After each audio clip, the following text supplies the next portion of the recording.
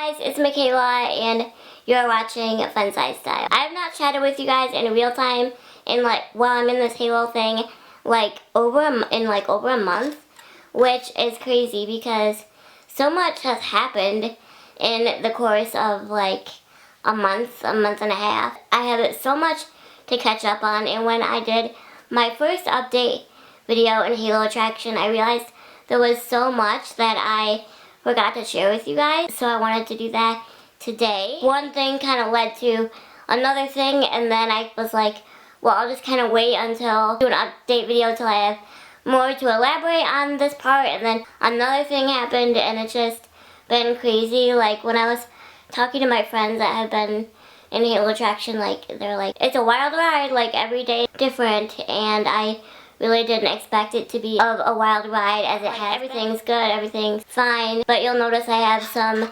pins missing. If you were observant, you would notice that in the last Halo Attraction, or my first Halo Attraction, up 2 screws on each front part. So there's 2 here obviously, and then there were 2 right here, and I'll explain what happened with those in this video. But there's just been a lot to update you guys on, and I have been very open about this process, about this Halo Attraction process, because I want to be that voice for somebody, because before I went through this, I didn't know what to expect. My friends didn't document their journey, videos and pictures I'm doing, and my experience is also very different from my friends though, because I'm the only one that I know that has ever done Halo Attraction at home. My hospital doesn't allow patients to stay inpatient for the purpose of just being in Halo Attraction. In fact, I think it's one of the only hospitals in the U.S. now that doesn't allow patients to be inpatient for Halo Attraction, so that's been interesting. My experience has been very different from theirs. Not bad, it's just different. Just know that when you watch my update videos, most people, especially pediatric patients, are inpatient for Halo Attraction. So just know that in advance. But also, if you're in a Halo vest and not Halo Attraction, which is for a whole separate purpose, that one would be in a Halo vest rather than Attraction, you are at home for that. So, but again, just know that my experience is very different than 99% of people that undergo Halo Attraction treatment. So if you want to learn why I'm in Halo Attraction, I'll link my Halo Attraction playlist here on the iCard, and you can go watch those videos, because I'm not going to say that in every video just because it's not necessary. Here you probably pretty much know why I'm in Halo Attraction. So obviously I have very severe scoliosis. I'm trying to think about what I want to talk about first. I think one of the main things that I want to talk about first is symptoms, improvements that I've seen with Halo Attraction. I did not touch on that at all in the previous video. I don't know why. I think I was mainly focused on the surgery aspect of it and my hospital stay in that video, so I really didn't talk about my symptoms, or I didn't have any symptom relating issues to my severe scoliosis prior to going into Halo Attraction. Again, that's also very rare. Most people that are in my situation have a lot of problems before they go into Halo Attraction, nerve damage and lost appetite and just all these things that can happen when your spine is really curved like mine. By the grace of God, I never experienced any of that before going into Halo Attraction. Other than looking at me, you wouldn't know that I have the severe scoliosis that I have, because I never presented symptomatically as typical severe scoliosis patient. It constantly baffles my team. Yeah, so that made this process easier as well. Like I said, I didn't have any symptoms prior. I never felt like I had trouble breathing beforehand. Obviously I breathed fast prior to that, and I knew that, but it never felt fast to me. It felt very slow and natural, and just it never felt fast to me. But then I would say around the beginning of the 3rd week, end of 3rd week, 4th week, the 3rd and 4th week, I would say I really started to notice improvement in my breathing, obvious improvement. When I would disconnect from the traction, I'm allowed to disconnect only to shower and to go to the restroom. Other than that, I have to stay connected 24/7, and so when I would disconnect to go to the bathroom or take a shower, I started noticing like I felt like I was running a marathon when I wasn't connected, and I realized like how fast I was breathing prior to being attraction, because when I would reconnect the halo attraction, like it just felt so much easier to breathe, and that was really interesting to me. I expected to, you know, kind of feel that, but I didn't expect it to be like that noticeable, because I never felt like I was struggling before. Like I said, even prior to halo attraction, like I would oxygenate at 100% and just all these things. For me to be able to notice that is like really exciting, and the doctor is like thrilled that I have noticed that much of a difference in what was at that time a very short period of time. I was only like 3 or 4 weeks into it. Pretty consistent sense. Like I feel really good when I'm connected. And another thing to point out too is like I have had scoliosis for so long, like 22 years. I just haven't think how old I am, because I can't believe I'm 22 already. I've had scoliosis for like 22 years. It progresses so slowly over time. The human body is amazing at compensating for itself and what it gains and loses and things like that, like ability and the way that our bodies change over time. And so I truly, like, people would never understand like why I never felt like I had trouble breathing, but like as my team has explained to me, it's because my body has compensated for so long, and it happens like so slowly over time. That's why I never noticed it. So that's huge. That's pretty much like the only like symptom, I guess, or like improvement that we're seeing. Obviously, like we're doing this to slowly like stretch my spine and try to straighten it a little bit. So it's not going to be perfect. My curve is like one of the worst curves in the history of scoliosis. So we're not looking for perfection here by any means. Symptom wise, or like, I don't know, baseline wise, like that's pretty much the only improvement we're seeing. I never had any like previous issue before halo attraction, so there wasn't like anything else really to focus on. This was really just for like my respiratory system to kind of get relief from that, and also like in the future my heart. I don't want my spine compressing on my heart in the future. But my team is thrilled that I am seeing improvement in that, and so that's pretty much my only symptom thing. I will say also, people have asked me how much taller I'm gonna get with this traction, and to be honest, like I'm not going to get a lot taller. The majority of like straightening will be in the spinal fusion surgery, and even within that, they're not really gonna be able to get me much straighter. If an absolute miracle happened, they're able to really just get in there and just be like, wow, her spine is like so much more flexible than we thought, or like, you know, stronger or whatever, but the odds of that are very slim, seeing as how my spine got this curvy. It's obviously like probably pretty weak. I don't know, they don't know. But our goal with this isn't really to get me super tall or a lot taller, gain a lot of height or whatever, but at this point in my life and the progression that I've reached, our main goal is to preserve my respiratory and cardiac system, because my curve is to the point now where like that's at risk. You want to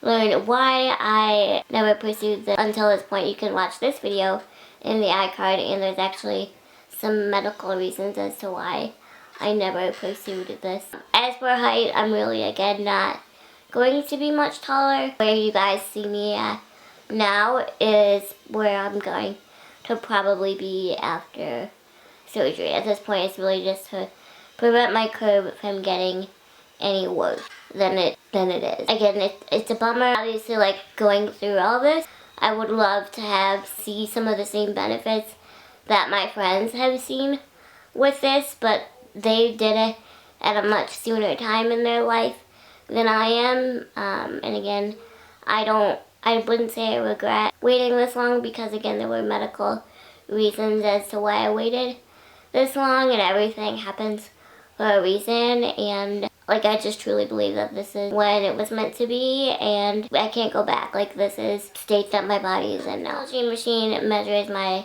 respiratory rate, and it used to be like in the 40s, and now it's in the 20s, so that's huge as well. So that's kind of the improvement that I'm seeing. Our goal with surgery and kind of how much more improvement I'll gain. The odds are I've been in halo traction for 2 months now. 2 months and 1 week. And whatever we gain from surgery will be what it is. Been in halo traction for so long at this point. New gains or milestones is kind of plateaued. Like how I feel right now is basically how I'll feel until surgery. But the goal is to kind of at least be able to straighten my spine enough to how it is in the traction so that my breathing feels as good as it is right now in the traction, if that makes sense. And then when I have my spinal fusion surgery, after they close up my back, they'll remove the halo because I'll be connected to the weights during the surgery. Well, I also recently battled an infection. So one of my pin sites in the back here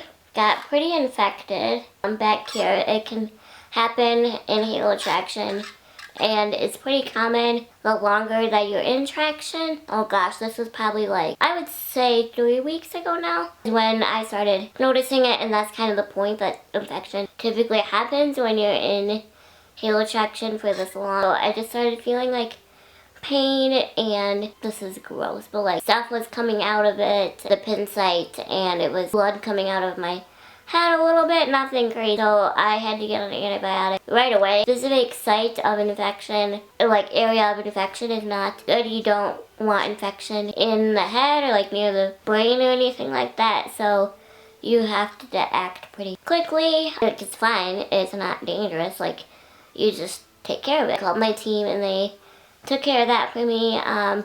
The medicines made me pretty sick. I'm allergic to a lot of antibiotics and a lot of medicines in general. And the specific infection that I have, like, there was only this one type of antibiotic that I could take, and it was one that I hadn't taken before, and even that made me feel like a little bit sick. I couldn't like not take it because I had to take it. It was like the only oral with the type of infection that forms from the halo. It's the only antibiotic that I could take, that I could tolerate, that wasn't IV form. So I just had to stick it out for a week, I believe, week and a half, and luckily that took care of it. We almost had to take it out because the infection wasn't clearing up. If it doesn't clear up, sometimes they have to go in and remove the pin, but obviously like that didn't happen, so thankfully it cleared up on its own. And so I dealt with that for a while. That was pretty rough just again because the medicines made me feel really sick, but that cleared up and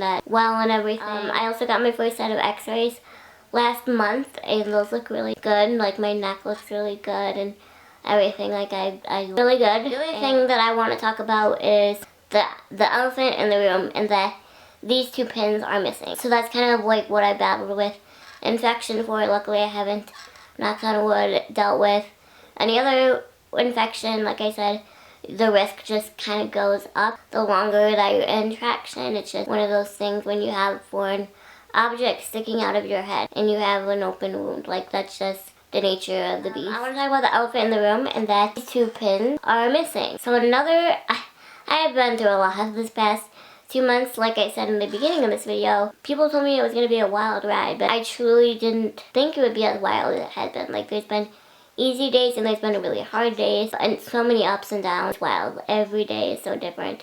Another risk with halo traction is anytime that you have foreign objects sticking out of your body.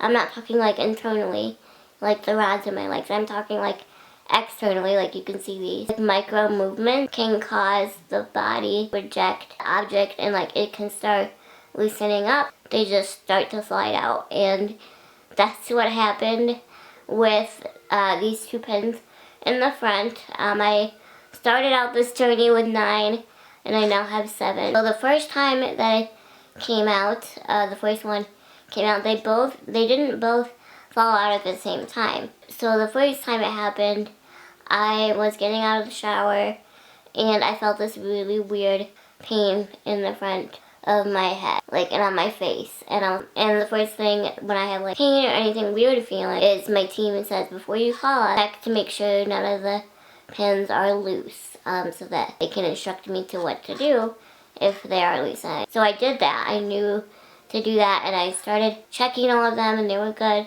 And then I got to that front one, and it was so loose. I did not expect it to be as loose as it was. And so I called my team. I said, hey, one of my pins is really loose. It's about to fall out. Like I said, I got that really weird pain in my head, and that's how I knew that it happened. I already had a video visit follow-up. She actually had me pull it out, unscrew it the rest of the way because it was already out of my skin at this point. The rest of the way to just take it out myself. I'll insert pictures. I should have brought them. They're out in the kitchen, but I should have brought them. I'll insert pictures. I can show you guys in the next Halo update. So I unscrewed it myself.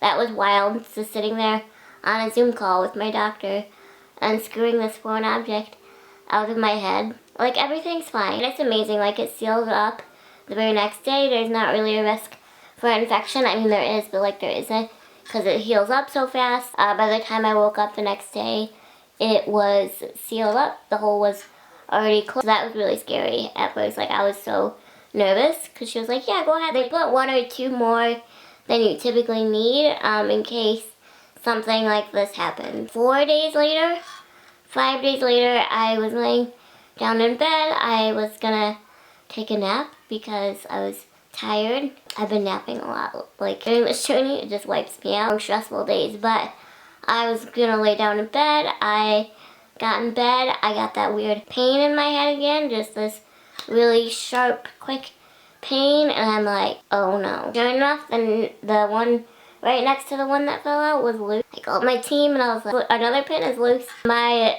doctor was in surgery, a really long surgery, so she couldn't like tend to my need at that moment. So the nurse on the phone had me see if I could tighten the nut. Here's the nut, and then here's the screw.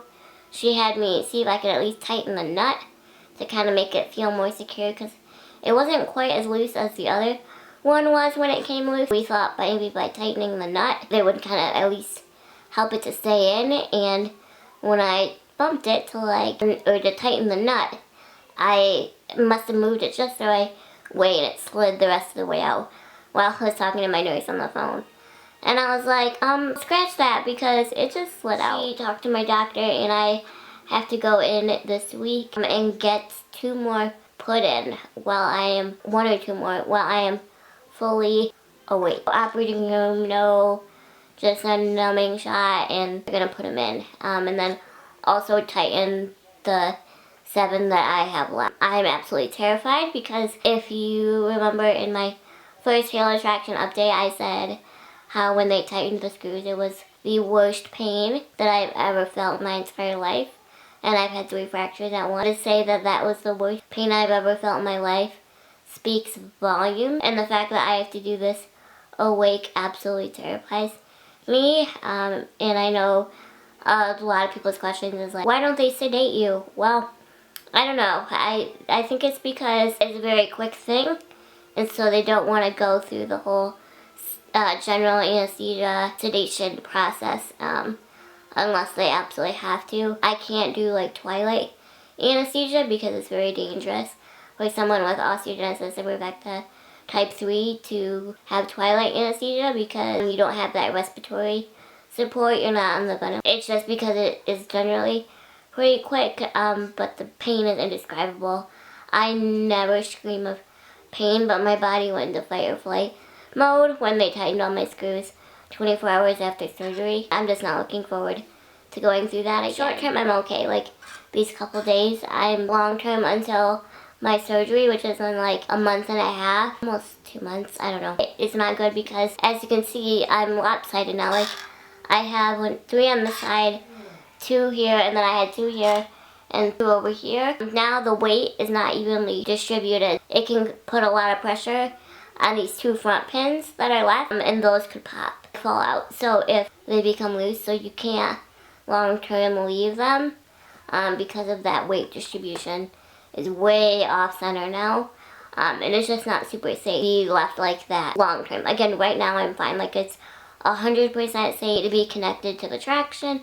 Right now, like, it's 100% safe. So we're not just doing this horrendous awake procedure for prevention. Like, we're doing this because we have to long term. And so I'm not looking forward to that. Like, I'm honestly just awful. Like, you guys know me, I'm usually like, oh, it's fine. It really isn't that bad. Like, no, this is awful. It's really hard because I can't go anywhere right now. I live like 2 hours from most of my friends, so every day is a gift.